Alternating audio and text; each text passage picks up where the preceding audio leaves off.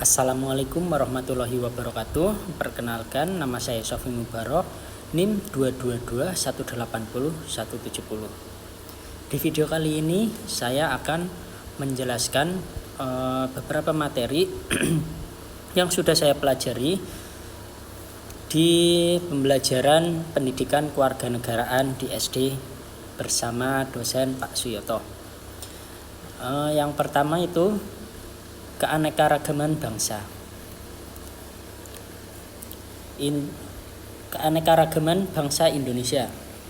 Bangsa Indonesia memiliki keanekaragaman yang kaya dalam berbagai aspek, antara lain keanekaragaman etnis dan budaya. Indonesia terdiri dari 300 suku bangsa yang memiliki kebudayaan, bahasa, dan adat istiadat yang berbeda. Setiap suku bangsa memiliki keunikan tersendiri dalam seni musik, seni tari, dan tradisi. Kemudian keanekaragaman bahasa. Terdapat banyak bahasa daerah di Indonesia yang digunakan sebagai bahasa sehari-hari oleh masyarakat setempat. Selain bahasa Indonesia sebagai bahasa nasional. Kemudian ada juga keanekaragaman agama. Indonesia memiliki berbagai agama dan kepercayaan yang dianut oleh penduduknya, seperti Islam, Kristen, Katolik, Hindu, kemudian Buddha, dan kepercayaan tradisional lainnya. Keanekaragaman geografis. Keanekaragaman geografis ini meliputi dari Sabang hingga Merauke. Indonesia memiliki ragam lanskap alam mulai dari gunung, pantai, hutan tropis hingga gurun pasir. Yang kedua, mengajarkan persatuan dan kesatuan pada siswa SD. Untuk mengajarkan persatuan dan kesatuan pada siswa SD dapat dilakukan dengan cara sebagai berikut. Yang pertama, pendidikan nilai-nilai Pancasila, seperti menanamkan nilai-nilai Pancasila seperti gotong royong, keadilan sosial, dan persatuan Indonesia dalam kehidupan sehari-hari.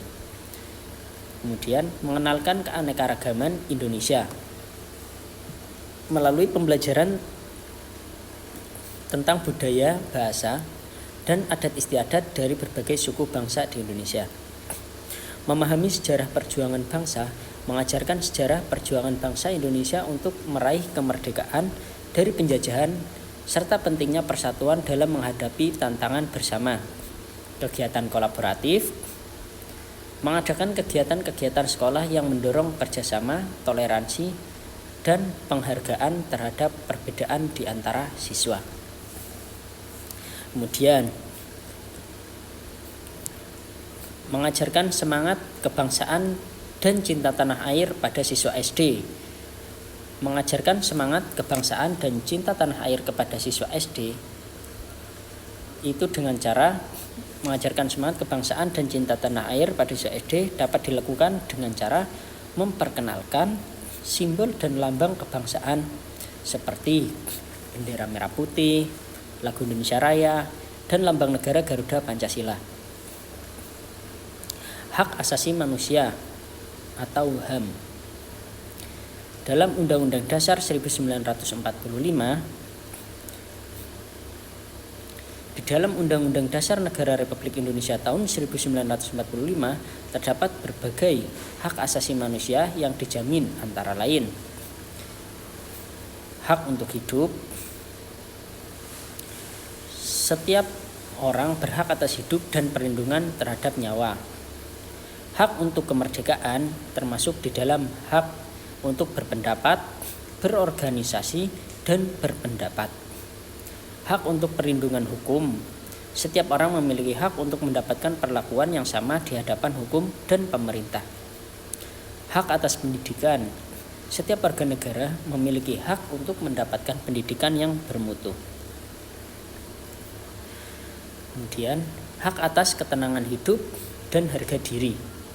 Hak untuk hidup tenang dan dihormati dalam kehidupan bermasyarakat.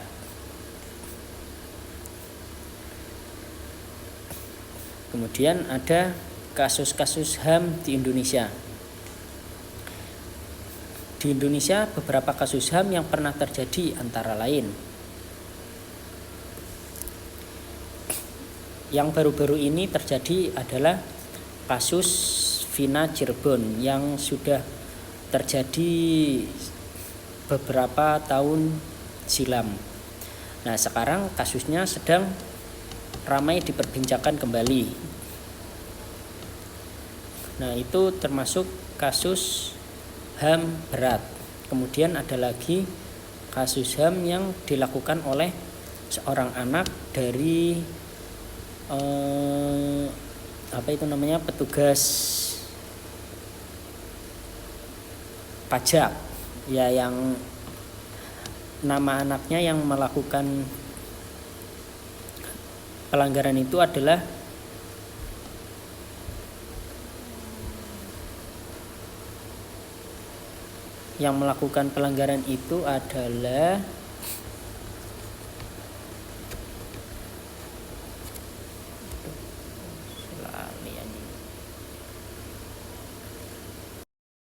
perundang-undangan di Indonesia. Tata urutan peraturan perundang-undangan di Indonesia berdasarkan Undang-Undang Nomor 12 Tahun 2019 tentang pembentukan peraturan perundang-undangan, sebagaimana telah diubah dengan Undang-Undang Nomor 15 Tahun 2019. Tata urutan peraturan perundang-undangan di Indonesia adalah sebagai berikut. Undang-Undang Dasar Negara Republik Indonesia tahun 1945 atau Undang-Undang Dasar 1945. Nomor 2, ketetapan Majelis Permusyawaratan Rakyat (TAP MPR), Undang-Undang atau UUD, peraturan pemerintah pengganti undang-undang atau Perpu. Yang keempat, peraturan pemerintah atau PP. Yang kelima, peraturan presiden atau Perpres. Yang keenam, peraturan daerah atau Perda provinsi, peraturan daerah Perda kabupaten atau kota. 2. Mengajarkan peraturan perundang-undangan pada siswa SD. Mengajarkan peraturan perundang-undangan kepada siswa sekolah dasar memerlukan pendekatan yang sederhana dan menyenangkan agar mereka dapat memahami. Berikut adalah beberapa cara yang bisa dilakukan. A. Penggunaan cerita dan contoh nyata. Gunakan cerita sederhana yang relevan dengan kehidupan sehari-hari siswa untuk menjelaskan konsep dasar peraturan dan undang-undang. Contoh, ceritakan tentang pentingnya peraturan di sekolah, misalnya masuk kelas tepat waktu, dan kaitkan dengan pentingnya undang-undang di negara. B. Permainan edukatif. Buat permainan yang melibatkan aturan-aturan sederhana, misalnya permainan peran, mana siswa harus mengikuti aturan tertentu untuk memenangkan permainan. Permainan simulasi parlemen, di mana siswa bermain peran sebagai anggota parlemen yang merancang aturan untuk kelas mereka. C. Media visual dan audio. Gunakan gambar, video, atau lagu yang menggambarkan peraturan dan undang-undang untuk menarik perhatian siswa. Misalnya, video animasi tentang bagaimana undang-undang dibuat atau mengapa kita harus mematuhi peraturan lalu lintas. D. Diskusi dan tanya jawab. Ajak siswa berdiskusi tentang peraturan yang ada di sekolah dan di rumah mereka. Tanyakan pendapat mereka tentang mengapa peraturan itu penting. Beri kesempatan untuk bertanya dan jawab pertanyaan mereka dengan penjelasan yang sederhana. E. Proyek kelas. Adakan proyek kelas di mana siswa membuat poster atau presentasi tentang suatu peraturan yang mereka anggap penting. Ini bisa membantu mereka lebih memahami dan mengingat peraturan tersebut. F. Menggunakan buku cerita. Bacakan buku cerita yang memiliki pesan tentang pentingnya mengikuti peraturan dan hukum. Buku cerita dengan karakter yang akrab dapat membuat konsep peraturan lebih mudah dipahami. Terima kasih. Sekian pemaparan materi dari saya. Kurang lebihnya mohon maaf. Wassalamualaikum warahmatullahi wabarakatuh.